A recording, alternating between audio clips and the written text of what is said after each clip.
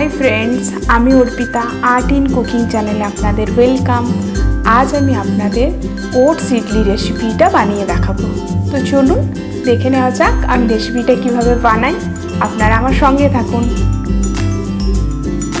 Oats idli बानानोर जोन्नो आमी एखाने 1 कप मतो ओट्स और निয়েছি 1 कप मतो सुजी और 1 कप मतो टक दई और साथे निয়েছি बाड़ीते थाका किछु भेजिटेबल्स। एखाने आमी निয়েছি बिन्स, ক্যাপসিকাম, लंका कुचानो, 10 থেকে 12টা কারি পাতা এবং গাজর কোচানো। আপনারা চাইলে আরও ভেজিটেবল অ্যাড করতে পারেন, তাতে কোনো অসুবিধা নেই।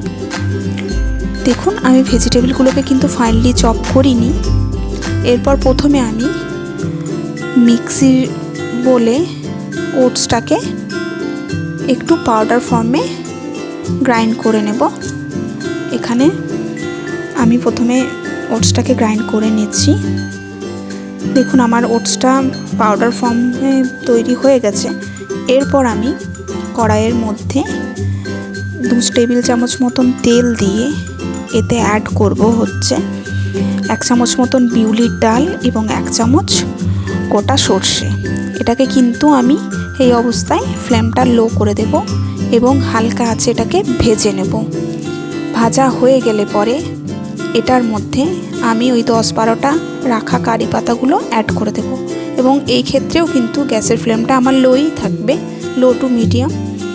এখানে আমি লোই রেখেছিলাম। এরপর এখানে সুজিটা অ্যাড করে দেব, যাতে সুজিটা এবার ভালো করে ভেজে নেব আমি।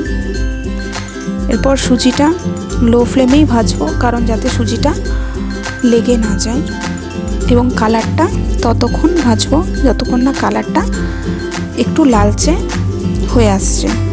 এইভাবে আমি লো ফ্লেমে ভাজতেই থাকবো, সুজিটাকে একটু নাড়তে থাকবো, কারণ সুজি একটুতেই লেগে যায় আর কি।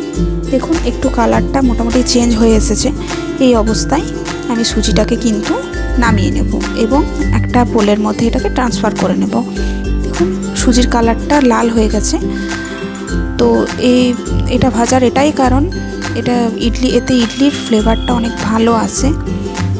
এইভাবে আমি পুরো সুজিটাই বাটিটার মধ্যে ঢেলে নিলাম এবং এই অবস্থাতে আমি এই সুজিটার সাথে গ্রাইন্ড করে রাখা ওটসটা দিয়ে দেব এবং সাথে দিয়ে দেব টক দইটা।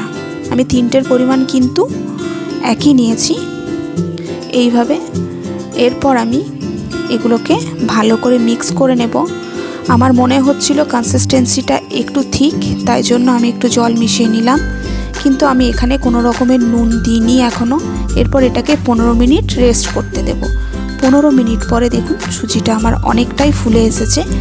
এই অবস্থায় আমি এখানে এক এক করে সমস্ত কেটে রাখা ভেজিটেবলসগুলো অ্যাড করে দেব। প্রথমে আমি দিয়ে দিচ্ছি বিনস। দেখুন ভেজিটেবলসগুলো কিন্তু আমি কোনোভাবেই ফাইনালি চপ করিনি, আমি ছোট ছোট টুকরো কেটে নিয়েছি। আপনারা চাইলে একটু গ্রেটার দিয়ে গ্রেট করে আরও মিহি করে নিতে পারেন। আমার এটাই পছন্দ, তাই আমি এটাই করেছি। এরপর দিলাম ক্যাপসিকাম এবং লাস্টে দিয়ে দেব গাজরগুলো। সমস্ত ভেজিটেবলসগুলো এটাতে দিয়ে দেওয়ার পর এরপর আমি ভেজিটেবলসগুলোকে চামচ দিয়ে ব্যাটারটার সাথে খুব ভালো করে মিশিয়ে নেব, যাতে ভেজিটেবলসগুলো ইভেনলি পুরো ব্যাটারটাতে মিশে যায়। এরপর যখন এটা মেশানো হয়ে যাবে এই অবস্থায় কিন্তু এখন আমি এখানে নুন অ্যাড করব। এখানে আমি স্বাদ মতো নুন দিয়ে দেবো। প্রথমে 1 চামচ দিলাম, আমার মনে হলো যে এটা আর একটু লাগবে, তাই জন্য আর একটু মতো নুন আমি এখানে অ্যাড করে দিলাম। এরপর আমি এখানে দেব একটু মতন বেকিং সোডা। আমার ভালো করে মেশানো হয়ে গেছে। এরপর আমি তেল লাগিয়ে রাখা ইডলি স্ট্যান্ডটাতে এক এক করে পুরো ব্যাটারটাই দিয়ে দেব। এটা আমার 12 সেটের ইডলি স্ট্যান্ড, তো আমি এইভাবে পুরোটাই দিয়ে দেব। এখানে অয়েল লাগানোর একটাই কারণ, সেটা হচ্ছে যাতে যখন ইডলিটা পুরোপুরি কুকড হয়ে যাবে তখন এই ইডলিটা খুব ভালোভাবে উঠে আসবে এবং ইডলি স্ট্যান্ডের মধ্যে কোনো রকমের স্টিক হবে না, চিটে যাবে না। এইভাবে আমি প্রতিটা প্লেটেই কিন্তু অয়েলিং করে নিয়েছি। এভাবে দিয়ে দেব। আমি প্রতিটা প্লেটেই ব্যাটারটা এইভাবে দিতে থাকবো। দিয়ে দেখুন তাড়াহুড়ো করতে গিয়ে আমার একটু এটা পড়ে যাচ্ছিল, কারণ আমি খুব তাড়ার মধ্যে এটা করছিলাম। আমার ছেলে বলছিল মা আমার খুব খিদে পাচ্ছে, তো তাই জন্য আমি একটু তাড়াহুড়ো করলাম। আপনারা একটু ধীরে সুস্থে করবেন। এইভাবে আমি পুরোটাই 12টা সেটের পুরোটাতেই আমি ব্যাটারটা দিয়ে দেব। এরপর আমি গ্যাসের মধ্যে ইডলির স্টিমারটাতে জল গরম হতে দিয়েছিলাম। জলটা গরম হলে পুরো ইডলিটা দিয়ে এটা ঢাকা দিয়ে 15 to 20 মিনিটস এটাকে স্টিম হতে দেব।